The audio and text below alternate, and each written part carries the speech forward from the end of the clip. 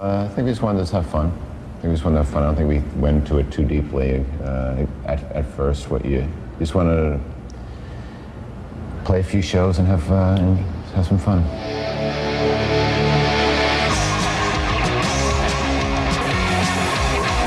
How important was the media to the whole punk thing? Well, they really built it up, and then they played on all the bad elements of the whole thing and helped, I guess, destroy it, by bringing out all the negative elements to the public, made it into a fashion show. Yeah, they would focus in on one person. Didn't focus on the music that these people were playing real rock and roll for the first time in a long time. We had a real rock and roll bands like us, the Sex Pistols, and the Clash. They just played up on the fashion and safety pins, Nazi stickers, and the whole sensationalism. And Sid with all his problems and him dying. And it's only a few people. Then the whole scene. Of course, it's going to turn off the masses. Even kids that were listening to heavy metal type bands, which they might have been able to get into the punk thing because it was real rock and roll, but they just turned off everybody. They couldn't understand it. Do you think the media created it and then destroyed it? I think they brought it out. They didn't create punk. I mean, the bands created punk, but yeah, they just overdid it right away and just destroyed it from overexposure, like, at the same time. English punk bands, too, they were self-destructive from the beginning. And the stuff that they got into and started preaching and what went on at their shows, they instigated all of it. And they really brought about their own downfall, because there is no way you will ever get commercial access, become commercially accessible with the antics that they were pulling at the time. And then second generation punk bands would then come out and try to outdo whatever they're seeing on the TV, and just made it snowballed into something that got worse and worse. It's like I said, it went from being fun to being political, and then it just became self-destructive. I think Malcolm played a major role in that, with the whole sensationalism, and kind of directed it that way, and then the press. It was basically fashion. That's really all it was. Just fashion. Another fad. A bunch of clothes store owners really were behind a lot of this stuff too. Clash's first manager, Malcolm too. Rhodes, was I was with Richard Hell and the Voidoids. We did a tour with the Clash for 7 weeks, and he would always talk about fashion. Let's do this. Let's change this. And it wasn't them. And I could hear arguments with Mick Jones and him saying, I don't want to wear this, I don't want to wear that. So that's really what it was. It was a fashion statement. And you guys were not as sensational as something like the Pistols, or the Clash even. We were sensational because of our own, because we're an exciting musically, band. That way. We used to stay separate from everything, and we just did what we felt comfortable, what we did. We did what came natural to us, what was us.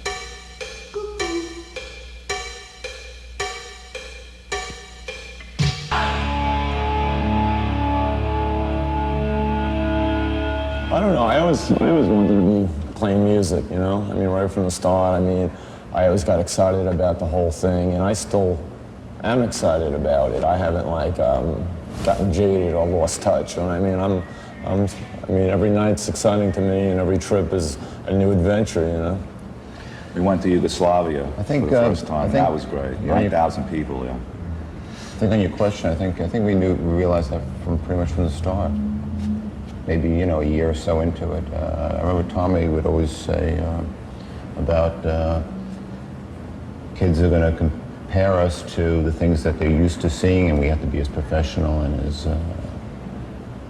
as these other bands,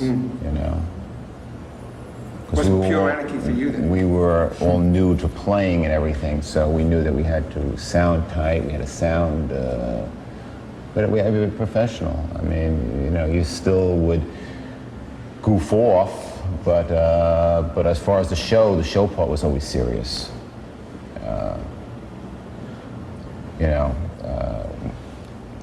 After the show, you didn't take it quite as serious as you do maybe later on in life, but the show part was always very serious to us.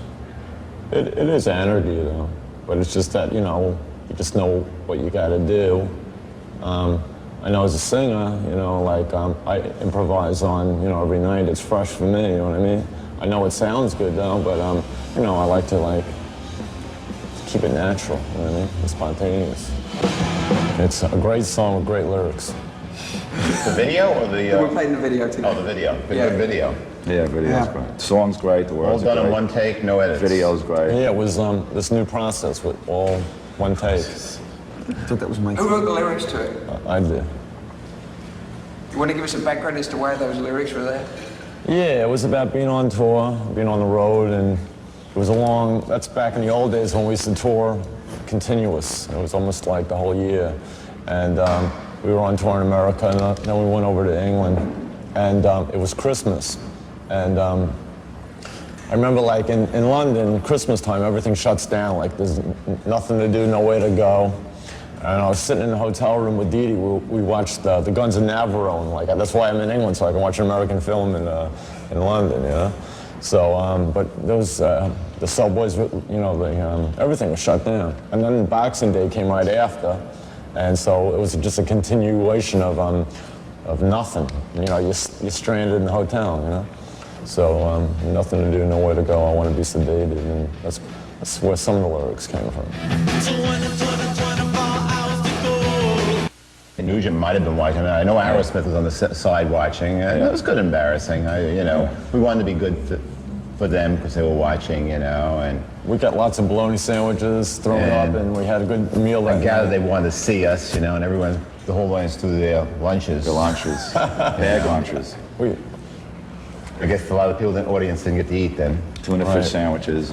We're probably good for the concession stands. You know? We could have made a killing at the concession. They stocked up. I suppose recording, getting your first album is a memorable thing when you get to see the cover of your first album. And Doing rock and roll high school was a lot of fun. it was.